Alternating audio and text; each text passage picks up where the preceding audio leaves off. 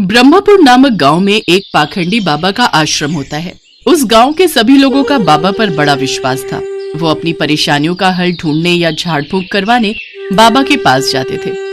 वो पाखंडी बाबा उन सीधे साधे लोगों को अंधविश्वास में फंसाकर उनसे पैसे ऐंठता रहता है। आयुष्मान भव। बाबा, मैं कई सालों से औलाद सुख के लिए तड़प रहा हूँ। मेरी शादी को 10 साल हो गए, लेकिन अभी तक मेरे घर बच्चे की किलकारियों से वंचित है। कृपा करके हमें कोई ऐसा रास्ता दिखाएं कि मेरी बीवी की सूनी गोद जल्द ही भर जाए। इसके लिए तुझे बकरी की बलि देनी होगी। बोल, तू तैयार है? लेकिन बलि देना तो पाप है ना बाबा। मूर्ख, अब तू तय करेगा कि क्या सही है और क्या गलत। इन्हें माफ कर दीजिएगा बाबा जी, इनसे भूल हो गई। हम बच्चे के लिए कुछ भी करेंगे, बलि भी देंगे। तो ठीक है, कल आश्रम में बलि चढ़ाने का महायज्ञ है। कल बकरी लेकर आ जाना। कल ही हम उसकी बलि देंगे और तुम्हें सारे कष्टों से छुटकारा मिल जाएगा। सुनो शिष्य, कल के महायज्ञ में बलि चढ़ाने के लिए एक बकरी का इंतजाम किया जाए। जो आ गया बाबा जी, हम अभी जाकर बकरी का इंतजाम करते हैं। लेकिन अगर आप बुरा न माने तो मैं क्या आपसे कुछ पूछ सकता हूँ बाबा जी? पूछो वत्स, क्या पूछना है? अपनी मनोकामना पूर्ण करने के लिए बकरी की बलि देने वाली बात मुझे कुछ समझ नहीं आई। क्या किसी की बलि देना जरूरी है? बलि देने से भगवान प्रसन्न होते हैं और हमारी सारी मनोकामना पूर्ण होती है। माफ करना बाबा जी, लेकिन आपकी इस बात से मैं सहमत नहीं हूँ। समस्त सृष्टि के जन्मदाता और मृत्युदाता तो ईश्वर हैं। फिर अबोध प्राणी की बलि लेकर आखिर वो कैसे प्रसन्न हो सकते हैं? और किसी की जान लेना तो पाप ही होता है ना बाबा जी। और किसी की जान लेकर कोई भी कामना पूर्ण नहीं होती। खामोश, तुम दोनों ये क्या अनाप शनाप बक रहे हो? मेरे आश्रम में तुम दोनों को मेरे जैसा महात्मा बनना है या नहीं?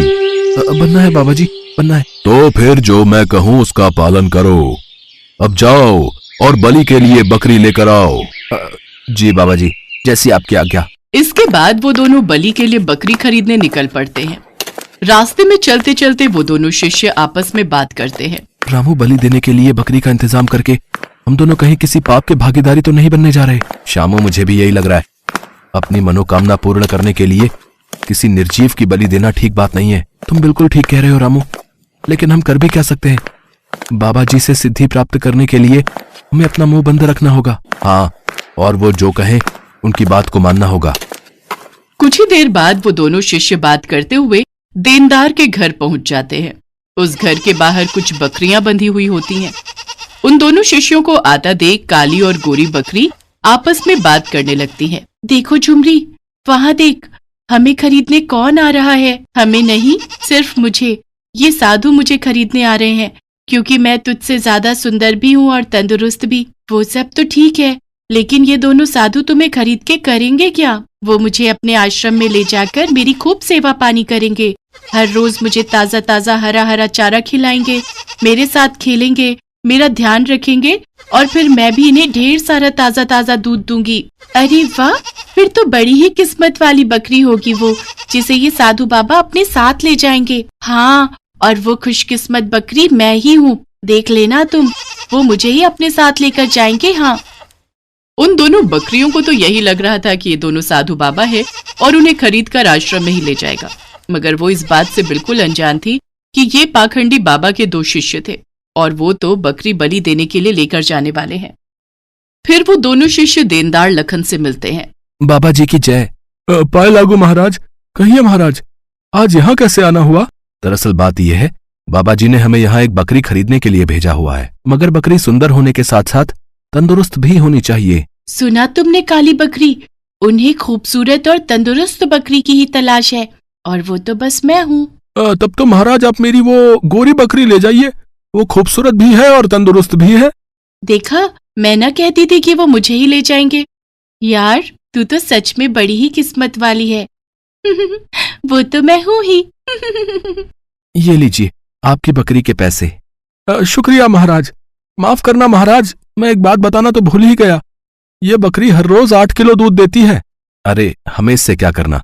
यह बकरी हमें दूध के लिए थोड़ी ना चाहिए, बल्कि इसका इस्तेमाल तो हम बलि चढ़ाने के लिए करेंगे। कल सुबह तक तो ये बकरी भगवान को प्यारी हो जाएगी। ये बात सुनते ही मानो गोरी बकरी के पैरों तले जमीन खिसक जाती है। बकरी की आंखों में आंसू आ जाते हैं।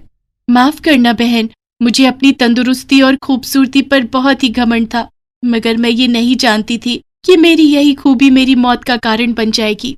ये लीजिए महाराज आपकी अमानत, आपकी बकरी। कुछ ही देर में वो दोनों बकरी को लेकर बाबा जी के आश्रम में पहुंच जाते हैं। बाबा जी की जय। बाबा, हम ये बकरी ले आए। अब कल सुबह ही तुम इस बकरी को स्नान करवाकर बलि के लिए हाजिर करना। आज इस बकरी का आखिरी दिन है। ये बात सोचकर ही मुझे रात भर नींद नहीं आई, लेकिन हम कर भी क्या सकते हैं? बाबा जी का हुक्म टाल भी तो नहीं सकते ना।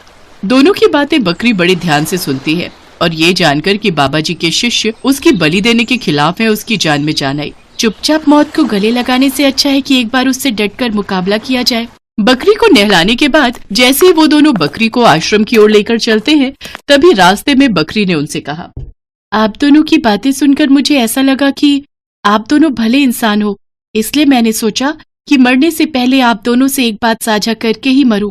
अच्छा, वो क्या बात है? मैं जानती हूँ कि आज मेरी बलि देकर मुझे मार दिया जाएगा, लेकिन फिर भी मैं आज बहुत खुश हूँ। अच्छा, लेकिन वो क्यों? क्योंकि मुझे तुम्हारे उस बाबा जी पर हंसी आ रही है।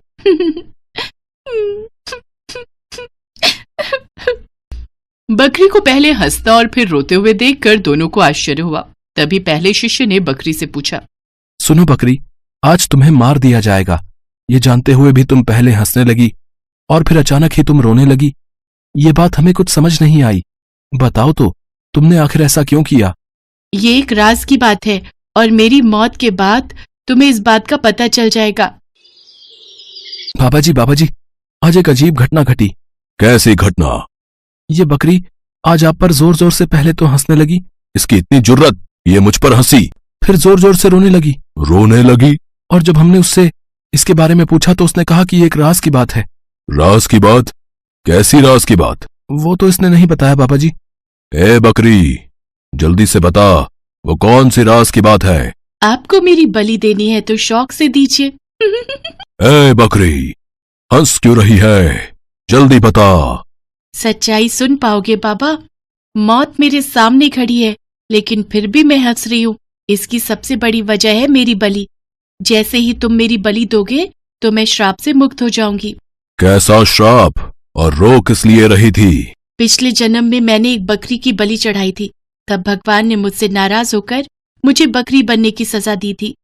अब आप मेरी बलि दोगे तो आप श्रापित हो जाओगे, फिर अगले जन्म में मैं इंसान बन जाऊंगी और आप बकरी बन जाओगे।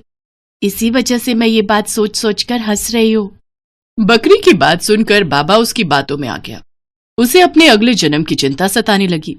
फिर बाबा ने कसम खाई कि वो कभी भी बकरी की बलि नहीं चढ़ाएगा। शिष्यों, आज से हमारे आश्रम में किसी भी तरह की बलि नहीं दी जाएगी। आज से ये बकरी हमारी प्रिय बकरी होगी। उसको साफ सुथरी जगह पर रखा जाए। हर रोज इसको ताजा ताजा चारा खिलाया जाए। इसको बाहर घुमाने लेकर जाओ और इसकी खूब सेवा पानी करो। ये अब मैं रोज ताजा ताजा दूध दूंगी।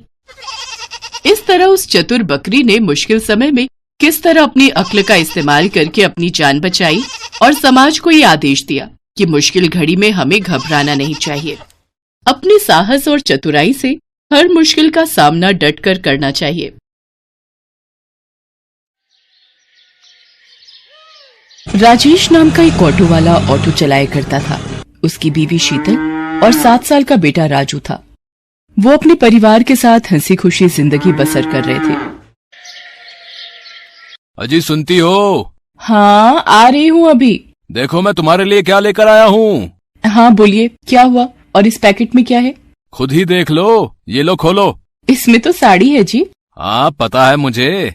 ये साड़ी किसके लिए है? अरे मेरी प्यारी बीवी, ये तुम्हें दी है तो तुम्हारी हुई ना। ये तो बहुत प्यारी है, पर इसकी क्या जरूरत थी? इतना तो हम पैसा बचा भी नहीं पाते, और ये फालतू के खर्चे क्यों किए आपने? अरे पगली, मैं वैसे भी तुझे कहाँ कुछ दे पाता हूँ। एक साड़ी ही तो है। तू कभी कुछ नहीं मांगती मुझसे। आज थोड़ा धंधे में मुनाफा हुआ तो सोचा आज तेरे लिए एक साड़ी ले चलता हूँ। बहुत दिन से तुझे कुछ दिया ही नहीं। मैं जानती हूँ हालातों को, तभी तो आपसे कुछ नहीं मांगती। चल अब ये बेकार की बातें बंद कर और इसे पहन कर दिखाओ, देखूं तो इसमें मेरी बीवी कितनी सुंदर दिखती है। शीतल साड़ी पहनने अंदर चली जाती है और थोड़ी देर में साड़ी पहनकर बाहर आती है। आहा, देखा साड़ी कितनी सुंदर लग रही है तुझ पर, ये रंग तुझ पर बहुत खिल रहा है। इसी तरह हंसी खुशी से दिन बीत रहे थे। अचानक से राजेश की पत्नी शीतल बीमार हो जाती है और डॉक्टर की फीस और दवाइयां देते देते राजेश को अपना ऑटो बेचना पड़ जाता है। अब तो मेरे पास पैसे भी खत्म हो गए और शीतल की तबीयत में कोई सुधार भी नहीं हो रहा। अब पैसे कहाँ से आएंगे? शीतल को इस हालत में नहीं देखा जाता। ऐसा करता हूँ, अपना ऑटो बेच देता हूँ। राजेश ये सोचकर अपनी ऑटो लेकर एक दुकान पर पहुंचता है।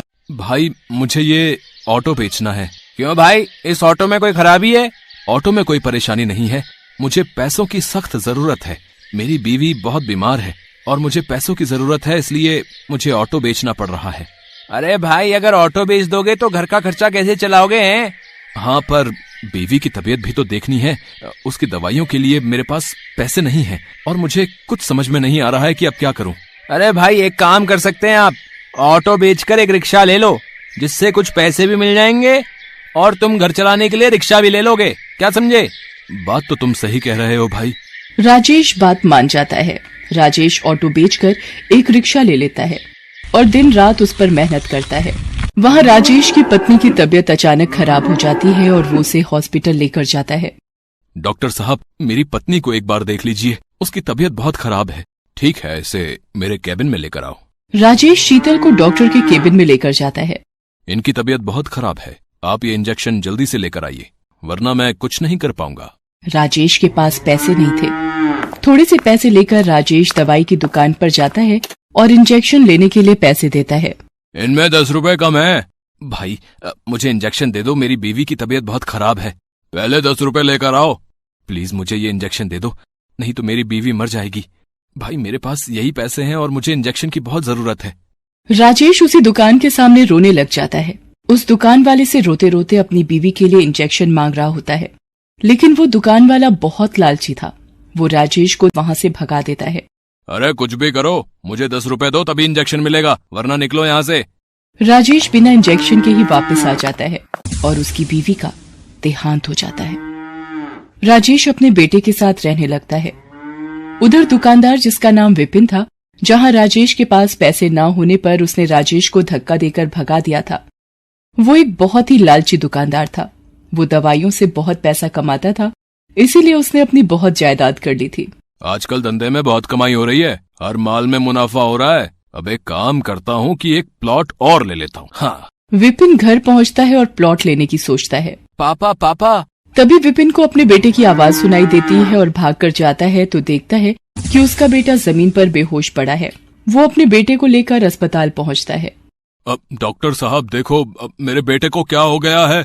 ये बेहोश कैसे हो गया? पता नहीं, जब मैं इसके पास गया तो ये बेहोश पड़ा हुआ था। मुझे इसका चेकअप करना होगा। डॉक्टर उसका चेकअप करता है तो वो विपिन को बताता है। अब क्या हुआ डॉक्टर, मेरा बेटा ठीक तो है? नहीं। क्या हुआ डॉक्टर? आप जरा तसल्ली रखें। अब क्या बात है डॉक्टर साहब, ऐसा आप क्यों कह रहे हैं? मुझे बहुत दुख के साथ कहना पड़ रहा है कि आपके बेटे को कैंसर है। विपिन के पैरों तले जमीन खिसक जाती है और अब संभालिए अपने आप को। ये क्या कह रहे हो डॉक्टर साहब, ऐसा कैसे हो गया? ये सच है विपिन जी। अब क्या कर सकते हैं? मेरा बेटा ठीक तो हो जाएगा ना? हाँ, उसके लिए कुछ महंगी दवाइयां जरूरी हैं और कुछ टाइम इलाज करना पड़ेगा और आपको थोड़ा सब्र रखना पड़ेगा। विपिन अपने बेटे का इलाज करवाना शुरू कर देता है। इस इलाज में बहुत पैसा लगाता है, पर उसका बेटा ठीक नहीं होता। एक दिन उसके बेटे की तबीयत ज्यादा खराब हो जाती है तो डॉक्टर उसे दवाई लेने के लिए भेजते हैं। जैसे ही दवाइयों की दुकान पर जाता है, दवाई मांगता है। अब भाई मुझे ये दवाई जल्दी से दे दो। ये दवाई तो बहुत महंगी है, क्या तुम्हारे पास इतने पैसे हैं? विपिन अपनी सारी जमीन जायदाद गंवा चुका था उसके इलाज में। अब उसके पास कुछ भी नहीं था, सिर्फ चंद रुपयों के अलावा। वो अपने सारे पैसे उसको दिखाता है और कहता है कि मेरे पास ज्यादा नहीं है, बस यही रुपए हैं। इतने में दवाई नहीं आएगी, 100 रुपए और चाहिए। पर भाई मेरे पास इतने ही पैसे हैं। तो दवाई नहीं मिलेगी, जाओ और पैसे लेकर आओ, जाओ। मेरा बेटा बहुत बीमार है, मैं आपके 100 रुपए जल्दी ही चुका दूंगा। चलो हटो, निकलो यहाँ से, पहले 100 रुपए लेकर आओ। तुम्हारे जैसे रोज आते हैं, चलो भागो यहाँ से, गरीब कहीं के। विपिन को पता था कि ये दवाई बहुत सस्ती है और दुकानदार इसे बहुत महंगी बेच रहा है। विपिन उस दुकान वाले से रो रो कर दवाई मांगने लगता है और तभी उसको वो दिन याद आता है जब उसने भी किसी जरूरतमंद को सिर्फ 10 रुपए के लिए दवाई नहीं दी थी। वो अपनी गलती मानता है और समझ जाता है कि करनी का फल तो भुगतना ही पड़ता है और विपिन बहुत रोता है। तभी दुकान वाला विपिन की हालत देख उसके पास आता है और उसको दवाई दे देता है। विपिन को दवाई के कारण अब बहुत देर हो चुकी होती है। अब कुछ देर में अस्पताल नहीं पहुंचा तो उसके बेटे का बचना मुश्किल था। विपिन भागते हुए जाने लगता है, लेकिन उसे पता था कि वो ऐसे नहीं पहुंच पाएगा, इसलिए कई लोगों से अस्पताल छोड़ने को कहता है, लेकिन उसके पास पैसे न होने पर कोई भी उसको अपनी गाड़ी में नहीं बिठाता। अगर मैं जल्दी ही अस्पताल नहीं पहुंचा तो मेरा बेटा। जब वो जा रहा होता है तो उसे ठोकर लगती है और वो गिरने लगता है। तभी एक रिक्शे वाला उसे आकर थाम लेता है। वो वही रिक्शे वाला होता है जिसको दवाई देने के लिए विपिन ने मना कर दिया था, लेकिन फिर भी वो अपने रिक्शे में विपिन को बिठा लेता है और पूछता है, भाई तुम्हें कहाँ छोड़ दूं? मेरा बेटा अस्पताल में है, मुझे वहां जल्दी पहुंचना है, लेकिन मेरे पास पैसे नहीं हैं।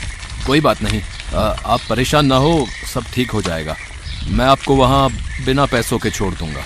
विपिन बैठे बैठे बस अपने किए पर पछता रहा होता है। उसका लालच उसके सामने आ रहा था। वो अपने किए पर बहुत पछता रहा था, पर समय निकल चुका था। मैंने दूसरों का बहुत दिल दुखाया है और शायद इसीलिए आज मेरी ये हालत है।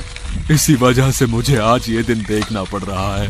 मैंने न जाने कितनों को दवाई नहीं दी, कुछ पैसों के लिए, और आज मैं भी वहीं खड़ा हूँ। आज मेरे पास भी पैसे नहीं है और दवाई की जरूरत है। सबको ऐसा ही महसूस होता होगा जैसा कि मैं लाचार महसूस कर रहा था। विपिन हॉस्पिटल पहुंचता है और वहां जाकर दवाई डॉक्टर को दे देता है। वहां उसके बेटे की तबीयत और खराब हो रही होती है। ये सब उससे देखा नहीं जाता और उसकी आंखों से आंसुओं की धारा निकल पड़ती है। तभी उसको भगवान की मूर्ति दिखाई पड़ती है। भगवान, मेरे कर्मों की सजा मेरे बच्चे को मत दो। जो सजा देनी है मुझे दे दो, पर मेरे बच्चे को बख्श दो। और ये कहकर वो फूट फूट कर रोने लगता है। तभी डॉक्टर वहां आते हैं और बताते हैं कि उनका बेटा अब ठीक है। विपिन राहत की सांस लेता है और उसके कुछ समय बाद विपिन का बेटा ठीक होकर घर आ जाता है।